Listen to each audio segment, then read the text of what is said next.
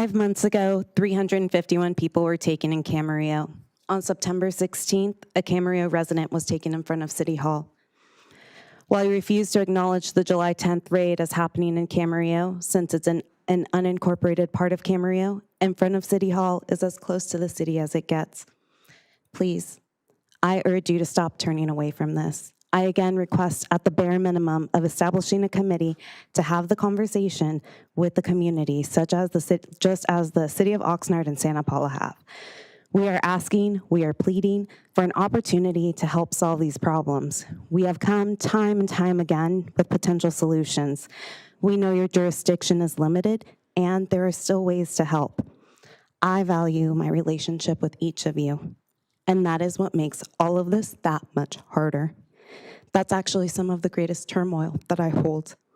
The restraint it takes me to not be up here screaming, crying, and slamming my hands against this podium because you have seen but an ounce of my rage, of my distress, my utter disappointment.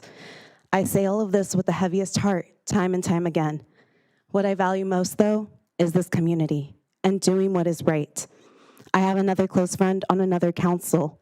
I knew I would be speaking up on a matter coming before them. Without skipping a beat, they said, doing what's right comes first. Friendship comes after.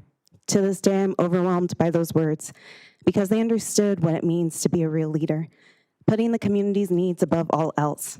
I'll share one more experience that I shared back in August at the Keeping Families Together rally.